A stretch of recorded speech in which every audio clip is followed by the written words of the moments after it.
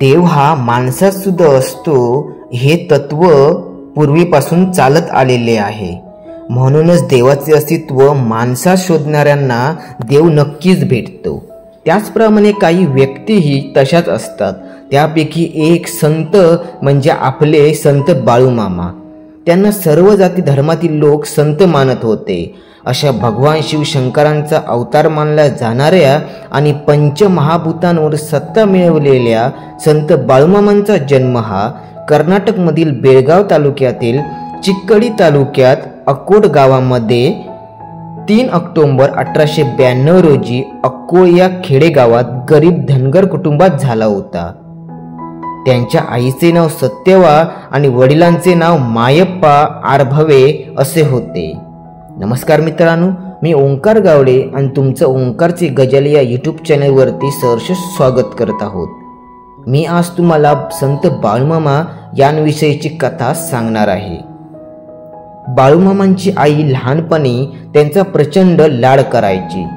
लहानपणी बाळूमामा फार हट्टी होते।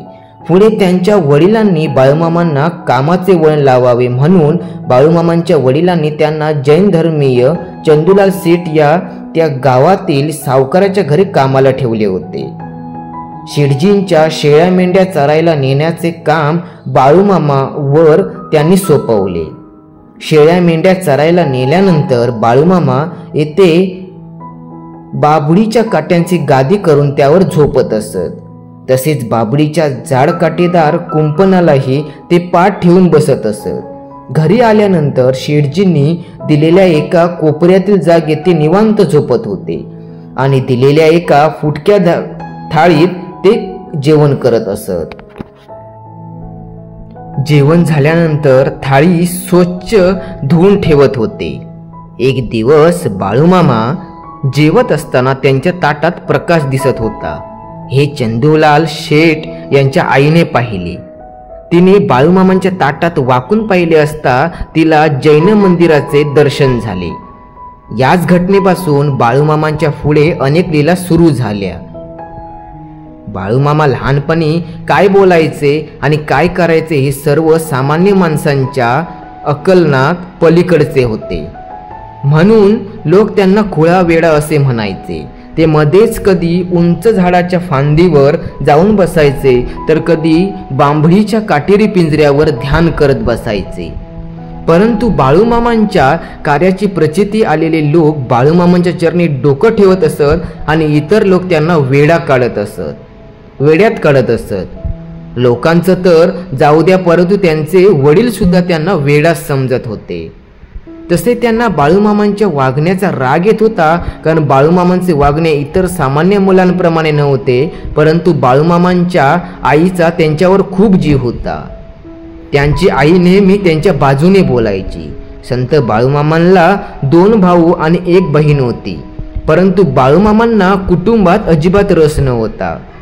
त्यांना लोकांच्या समस्या सोडवायला आणि अध्यात्माचा मार्ग दाखवायला मात्र खूप आवडत असे।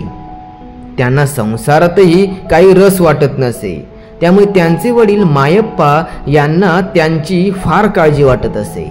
आपल्या मुलाने इतर मुलांसारखे वागावे अशी त्यांची तीव्र इच्छा असे। परंतु बाळूमामा स्वतःच्या मनाप्रमाणे जगायचे। पुढे वडिलांना असे वाटले की त्यांचे जर लग्न केले तर ते आपोआप सुधारतील, असा विचार त्यांच्या घरच्या सर्वांच्या मनात येऊ लागला। त्यामुळे त्यांनी आपल्या बहिणीची मुली सोबत बाळूमामाच्या इच्छेविरुद्ध त्याचे लग्न लावून दिले। पुढे बाळूमामा आपल्या सांसारी राहायला लागले। सासरवाडीच्या 15 मेंढ्यांची काळजी घेत त्यांनी आपल्या स्वतःच्याही काही मेंढ्या पाळल्या। आपल्या मेंढ्यांच्या कळपाची काळजी घेत असताना त्यांनी काही चमत्कारही केले होते। मेंढ्या चरत असताना ऐन उन्हाळ्यात त्यांनी अनेक वेळा गरजूंना मदत केली।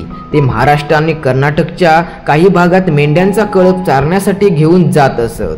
त्यांना कन्नड आणि मराठी या 2 भाषा उत्तम प्रकारे बोलता येत होत्या। खेड्यातील लोकांबरोबर ते खेडवळ भाषेत बोलत होते। माणसाने माणसासारखे वागावे अशी त्यांची शिकवण होती। महाराष्ट्र, कर्नाटक आणि आंध्र प्रदेश या राज्यामध्ये त्यांचे भक्त आपणास मोठ्या प्रमाणात पाहावयास मिळतात। बाळूमामांनी स्वतःच्या कुटुंबापेक्षा लोकांची सेवा करण्यावर जास्त भर दिला होता. त्यांच्याकडे अनेक प्रकारच्या अडचणी आणि दुःख लोक घेऊन येत असत. संत बाळूमामांचा अंधश्रद्धेवर अजिबात विश्वास नव्हता आणि लहानपणापासूनच ते शाकाहारी होते. गारगोटीचे गोळे महाराज हे त्यांचे गुरु होते. ज्ञान हे जीवन आहे आणि अज्ञान हे मरण आहे असे ते लोकांना सांगायचे. अतिशय साधेपणाचे जीवन जगणारे संत बाळूमामा फार उत्साही होते. तसेच त्यांना नेहमी टापटीप राहायला आवडायचे. डोक्यावर पटका, कमरेला धोतर, पिळीदार मिशी आणि दाढी, हातात काठी, पायात कणखर चांबडी चपला अशा त्यांचा स्वतः कपड्यांचा वेश असायचा. समाजाला त्यांनी आपले कुटुंब मानले होते म्हणूनच त्यांना सद्गुरू असेही म्हटले जायचे. सर्व इच्छा, आकांक्षा, आनंदी, भीती, समाधान, शांती या सगळ्या भावना बाळूमामांच्या चरणी आहेत असे मानले जाते. पुढे लोक संत बाळूमामांची संत म्हणून पूजा करू लागले. एवढेच काय तर बाळूमामांच्या मेंढ्या सुद्धा पवित्र मानल्या जातात. बाळूमामांच्या कळपातील मेंढ्या मोठ्या प्रमाणात दूध देत असत अशी पूर्वापासूनच मान्यता रूढ होती. एवढेच काय, ज्या शेतात बाळूमामांच्या मेंढ्या बसत असायचे तिथे चांगले पीक येत असत असा लोकांचा विश्वास बसायचा.